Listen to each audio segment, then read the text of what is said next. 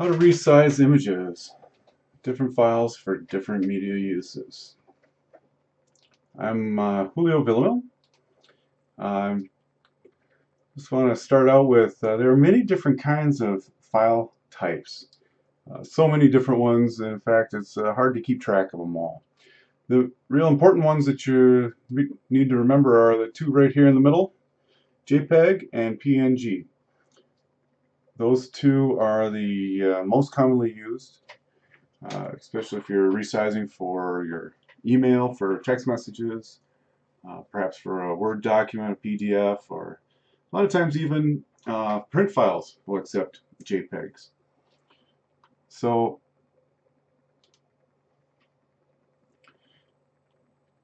when you start considering what it is that you're going to be sending in a, say, a text message or for whichever purpose you're going to use, you need to decide how you can convey that, but you also need to know what your options are. So a lot of programs and things will have their own industry specific or kind of program specific features, like Adobe Illustrator has the AI, Photoshop has PSD, um, and so Corel has its own file type. A lot of those we're not really concerned with here. We're mostly concerned now with this most popular and widely used ones, the JPEG and the PNG. Now the JPEG is good for photographs, but it is lossy, so it's not really good for doing fields of color or graphics. You're going to get a better compression and file size from PNG, better color representation, and a better image for graphics with PNG. But with photographs, it's the opposite. PNG, you're not going to get a good photograph. It's going to be either a very, very large file size, or it's going to be missing out on some of those details. It won't really look as good. Now, those images came from some humble beginnings. The BMP is kind of the precursor to the JPEG. Now that was lossless, but that's an older file system, and it really has simple compression, works well with Windows, but again, it is a lot older. Nobody really uses that one anymore. The GIF is old, but it's very old, but it's still pretty popular. A lot of computers support it. A lot of people still use it. It's limited to 256 colors. So again, it's really good for graphics, some really simple things, cartoons, shapes, diagrams. And a really interesting note, it also does animation. So those are the kind of basic file types. And really what it works down to is, do you have a photograph or do you have graphics? The next step is to figure out what are you going to do with this thing? Are you going to send it for digital consumption or for print media? The digital, of course, being the text message attachments, email attachments, things like that. And then the print media, we're looking at like a Word doc. You might not think of it right off the bat. The Word doc is print media. I mean, it's right on the computer, it's in software. But it's really designed for printing out on paper. I mean, it is obvious. It creates your file on a piece of paper-sized document right on the screen, and it's meant to be printed out or saved as a PDF. Word docs will be collaborated with many, many people, but once it reaches that final stage and it's all done, it's generally turned into a PDF, and that really locks in the format, the design, and everything in there. Takes out a lot of the information from the document, all the editable information, and just strips it down so all the information there is really to present that information that was worked so hard to create. Now, to have a really nice looking PDF or Word doc to make that PDF with, you're going to want to make sure that everything is sized right so that your file sizes aren't humongous. So say you're going to collaborate on a document in Word with somebody over the internet. And if you have a gigantic file size picture in there and you're shrinking it down to a little corner piece or a little graphic for the header, and it's a humongous file, huge image, that Word document is going to be also humongous because it has to contain that. So when you email it, it's just going to take a long time to download, it'll take a long time to open, it'll be cumbersome, it'll take a lot of space. If you start doing that with all your files, you're going to run out of space. You need bigger flash drives and all that stuff. So you want to be careful. When you copy and paste a picture into Word, you're going to really want to be careful with what size it is. So you're going to need to resize that so it's kind of the right size and it doesn't get too bloated. A lot of times, if I'm working on something and it's mine and I know I've got the computer power to handle it, I might leave it a little larger in case I decide to edit it or crop it, in which case in the final stages I might make some adjustments. But at first I'll keep it a little larger. But again, if you're going to be sending it over the internet to collaborate, you might want to consider what it is your partners are working with. If you copy and paste an image into your Word program, it's going to take that whole image and keep that in memory. There is another option though for Word. You can select import and browse and find that photo and bring it in, and it will manage some of the file size for you a little automatically. But again, it's really simple to quickly change the size of an image. Now for your printable images, you're going to want things to be about 300 dots per inch. Use JPEGs again for photos and PNG for graphics. If your software is able to change the dots per inch, you can do that, or you're going to want to save the image file to a little more than 4 times the size that it would actually be. If you want to get out a calculator, it'd be 25/6 or 4 1/6 times larger than the size. Going from 72 dots per inch, which is what JPEGs are generally saved at, because that's the traditional screen size in dots per inch. 76 dots on a computer monitor make 1 inch. Of course, nowadays there's a lot of exceptions to the rule.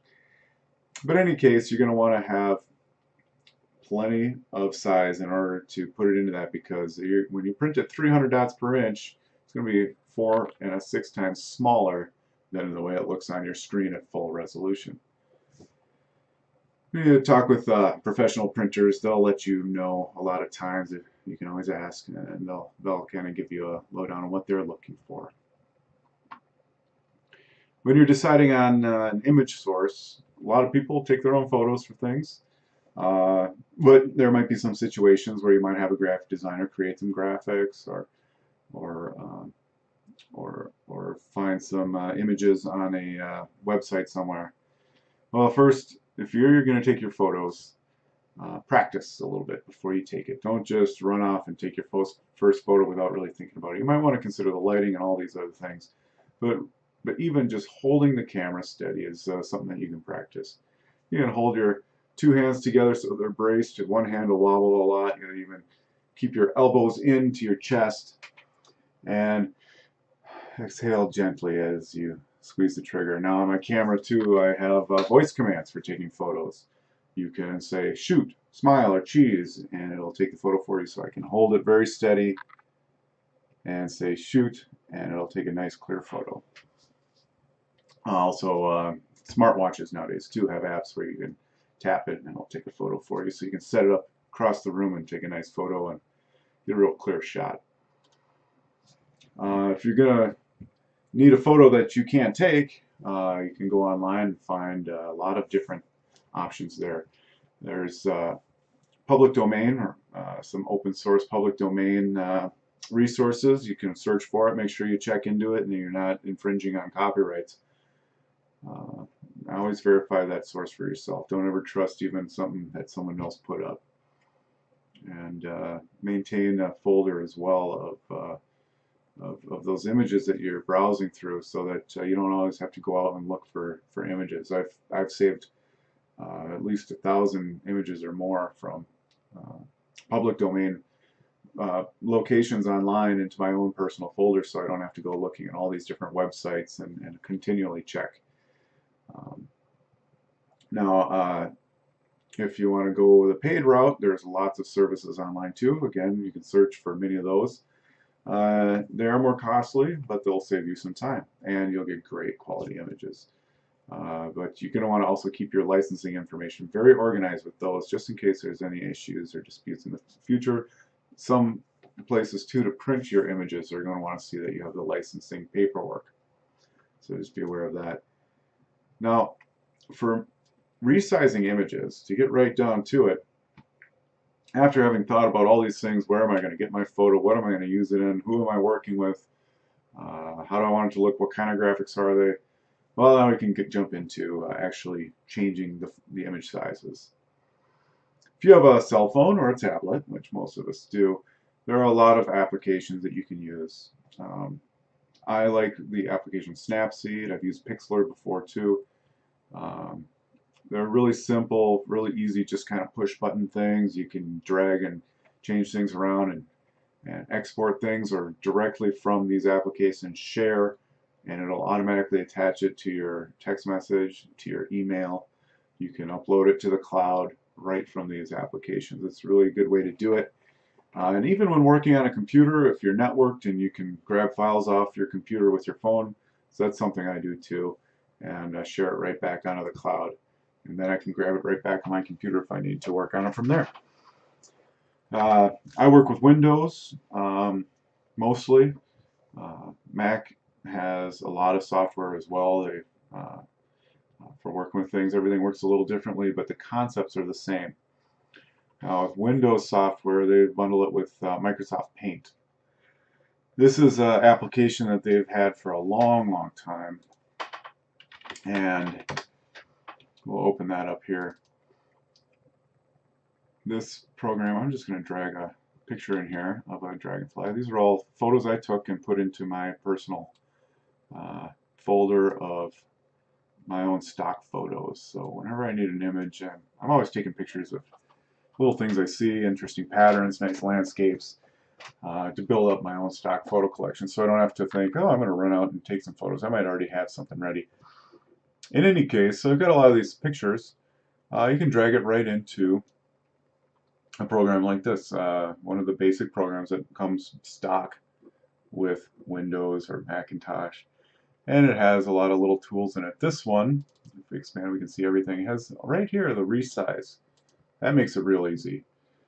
You can change the size by the percent, which isn't really useful in our case. We don't want to switch it over to pixels.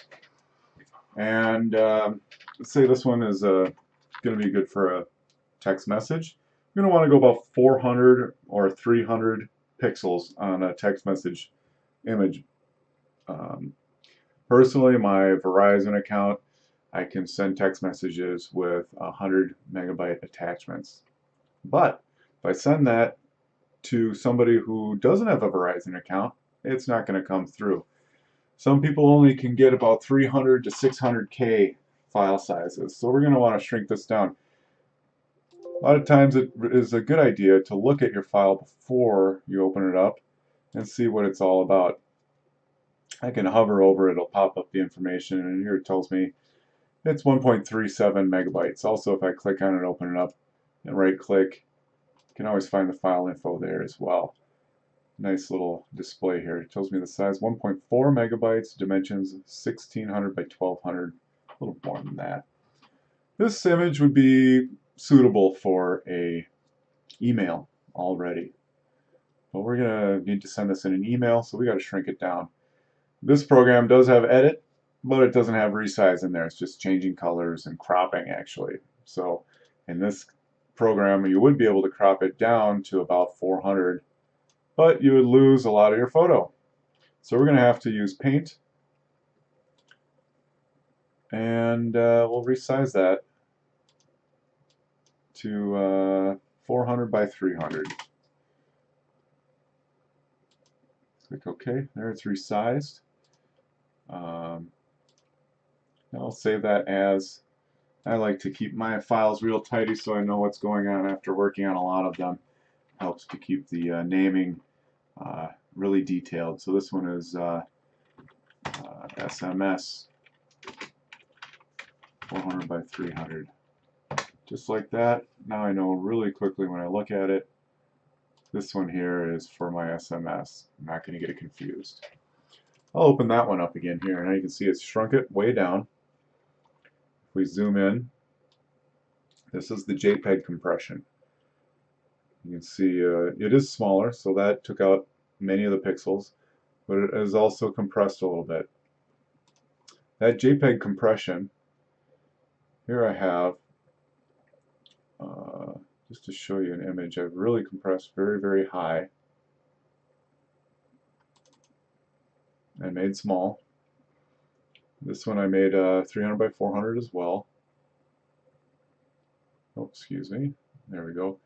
And this one is highly compressed. Okay, this is a very high resolution photo, but it's also very, very compressed. And you can see here, assuming the video software isn't compressed too much, there it looks kind of like the 8-bit graphics on the old Nintendos. Big, big areas of gray that make up this suit jacket. Through the hands, it looks a lot better. Let me get out of your way. And you can see the hands look great, and it's got a nice image to it. So when you send this off to somebody, they'll get the impression, it'll come across, it'll stick in their head, they'll know, hey, here's a guy playing piano, and they'll move on. We're here really looking at the details, so we're noticing these things just to see it. So for, say for an email now, we're going to want to change, let's take that photo and change it to an email. Now, a lot of people, maybe they got Linux or something, or they just don't like how limited the Paint application is. So let's go over to another software. This is free software. It's open source and it's free for use. GIMP 2. It's an image manipulation program. This runs Linux, Macintosh, Windows. It's good to go. It's a lot like that Photoshop, but very different. It does all those same things. It's just it takes a whole different kind of getting used to use it. But for our purposes, we'll bring this photograph in here. Loads it right in, and we're going to go to image and scale image. This is great. This is my favorite. This is what I like to see. Right over here, you can change the pixel resolution. So this one is made for, let's change this one to a good one for a Word document. So first of all, we're going to want to use inches rather than pixels, and we're going to want this to be in the 300. So first we'll change this readout. This is a big photo, not huge, but we're going to go right down to inches. So this is, right now at 72 dots per inch, we're looking at a 60 by 45 inch photo. Well, that's if you had a monitor. It'd have to be that big to look like that. So here, let's change this over to 300. So at print resolution, at the very bare minimum for print resolution, we're looking at 14.4 by 10.8 inches. Still, that's a little big for my Word document. I really only want a 4 by 3 inch image. I'll set that in, lock it in. Now you can change the proportions if you click on this little chain link here. Right now they're locked together, so it keeps the aspect ratio. That's what that is. Normally, you almost never want to take that off. We'll go ahead and scale that. And if we save it, it's going to save it as a GIMP file format, which won't help anybody. No one will be able to open it. A lot of people are using GIMP, but not that many people. So you're going to want to export it.